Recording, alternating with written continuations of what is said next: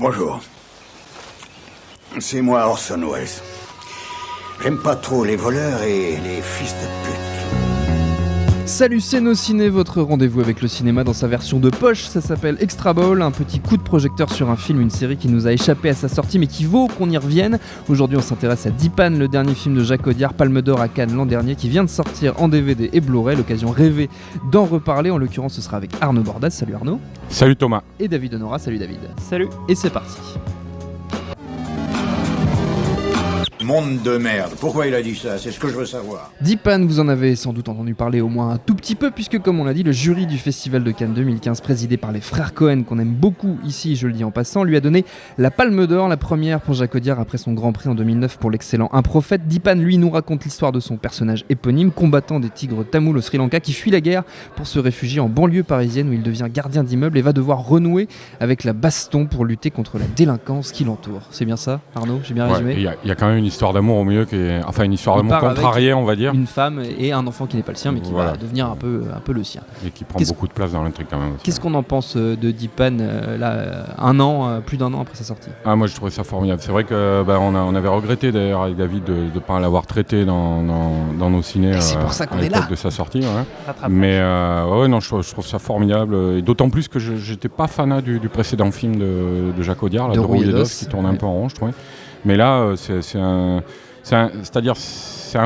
à la fois un film de genre, mais en même temps c'est aussi un film d'auteur un peu à la française, mais totalement atypique, quoi.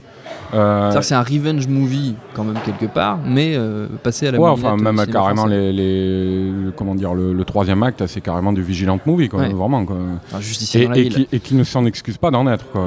Même si j'ai l'impression que Audiard s'en excuse un petit peu derrière dans la promo qui a suivi. Il avait un petit peu de mal à assumer cet aspect-là du film, j'ai l'impression. Il s'est fait défoncer, quoi, évidemment, quoi, mais j'ai cru comprendre que de toute façon à la base il aimait pas trop les vigilantes en général.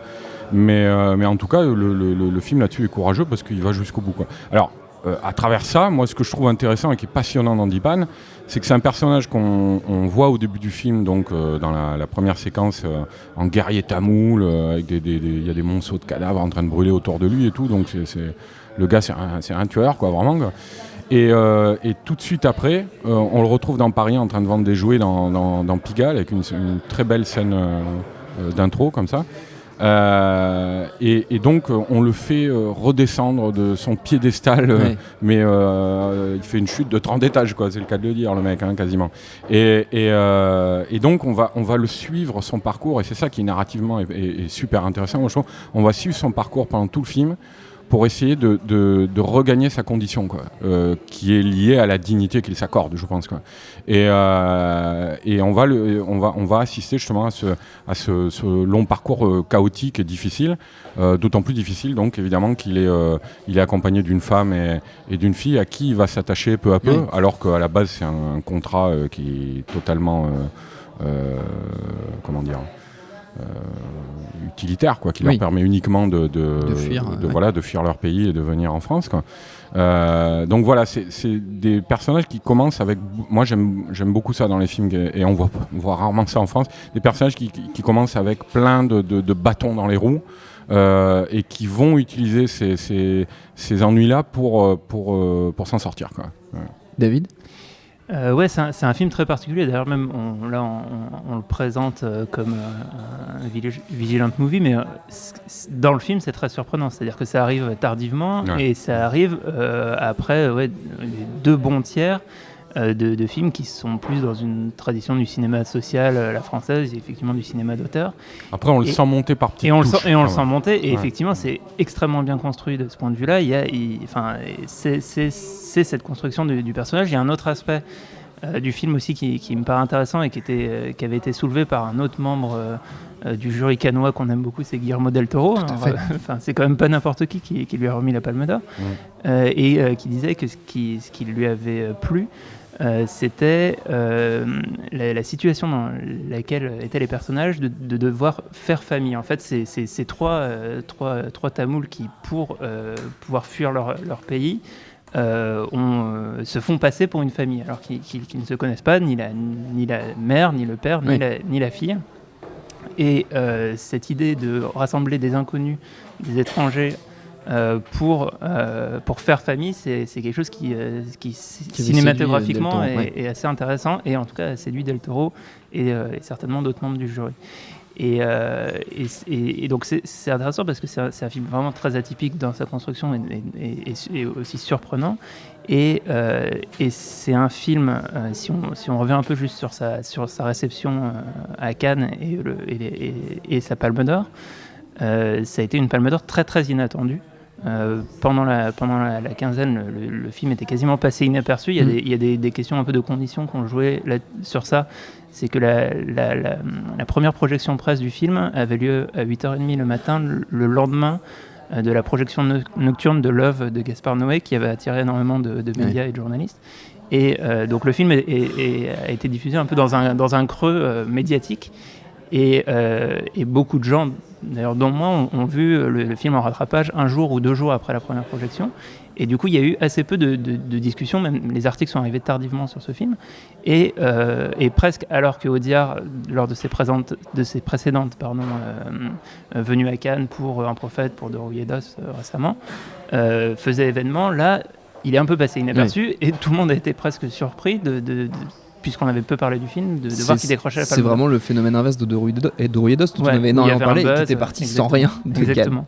Et du coup, ce qui est dommage, alors peut-être que c'est dû au sujet, c'est que ou à d'autres aspects que j'ai du mal à évaluer, mais le film est aussi presque un peu passé inaperçu au moment de sa sortie salle. Un peu notre faute à nous aussi, parce que voilà, pour différentes raisons, et aussi de planning, on n'en a pas parlé dans le ciné. Et c'est vraiment un film à découvrir qui voilà, sur sa construction, sur sa mise en scène. Et effectivement, quand il part en vigilante, il le fait pas à moitié, quoi. C'est très très réussi. On pense à Taxi Driver ou des choses comme ça. C'est-à-dire, je pense qu'il y a une partie de la presse qu'il n'a pas vu, comme nous, à temps en tout cas, et puis il y a une autre partie qu'il a mal pris, quoi, parce qu'effectivement, il s'est fait défoncer pour son final. Il s'est fait traiter de tout, c'était un film fasciste, voilà. En fait, on a vu ressortir des vieux arguments. C'est-à-dire, il y a une lecture très française du film qui est de l'ancrer dans la réalité politique d'aujourd'hui et de dire, alors, j'ai lu des trucs aberrants du type, c'est du cinéma de l'époque de Manuel Valls, qui est complètement à côté de la plaque. Donc effectivement, un Guillermo del Toro ou les frères Cohen n'en ont absolument rien à foutre de ça. Et donc ils voient du cinéma. C'est-à-dire, je pense que ça tient à un problème typiquement français, c'est que Audiard, il a fait un personnage qui est magnifique, parce que c'est un personnage digne, quoi. Et c'est un personnage d'immigré, pauvre, qui ne parle pas le français, tout ça, et qui est doté d'une volonté d'acier, quoi, qui va s'en sortir grâce à ça, quoi, parce qu'il veut s'en sortir. Et c'est vrai qu'on n'est pas habitué à ce genre de personnage d'immigrés pauvres dans le cinéma français, où en général c'est des gens qui ploient sous la misère, et on nous les montre en disant regardez, c'est pas bien ce qu'on leur fait, machin et tout. Là non, c'est pas du tout ça, c'est quelque chose, un récit beaucoup plus universel justement, beaucoup plus volontariste, et on nous montre comment un personnage va se retrouver lui-même en recomposant donc une famille. C'est vrai que c'est un élément très important de l'intrigue, quand même, en recomposant une famille ex nihilo, quoi, en la défendant, parce que c'est pour elle qui fait tout ça aussi, et qui fait son expédition punitive finale, quoi. Après, faut peut-être pas trop spoiler, mais je sais qu'il y a beaucoup de gens aussi qui ont détesté la dernière séquence, l'épilogue, qui est en gros... On va pas la raconter. Voilà, on ne la racontera pas, mais qui est là aussi, qui est une réutilisation d'un code du Vigilante. Parce que si on regarde, c'est la fin de Death Wish, de Injustice dans la ville, avec Charles Bronson. Oui, c'est la fin de ça. Alors évidemment, détourné, parce que remis à la sauce du film, quoi. Mais voilà, moi je trouve qu'il a beau dire qu'il n'aime pas les Vigilantes, moi je trouve qu'il y a en tout cas une utilisation très intelligente et très fine des codes du genre, quoi. C'est quelqu'un qui ne recule pas devant ce qu'il doit traiter, quoi. Et ça, c'est assez rare en France pour le souligner, quoi. Dipan de Jacques Audiard, ça vient de sortir en DVD et en Blu-ray, c'est conseillé, vous l'avez compris, par Nos Ciné. Notre temps est écoulé. Merci Arnaud, merci David, merci à Jules, à la technique et au tank pour l'accueil. Nos Ciné version normale, c'est tous les lundis. Entre-temps, on se retrouve un peu partout sur le net, quelle que soit votre plateforme préférée. On s'appelle Nos Ciné, à chaque fois c'est facile. Laissez-nous vos commentaires, ça nous fait toujours plaisir. En attendant, on vous dit à bientôt. Bonjour, bonsoir à tous, c'est Mehdi Maizy.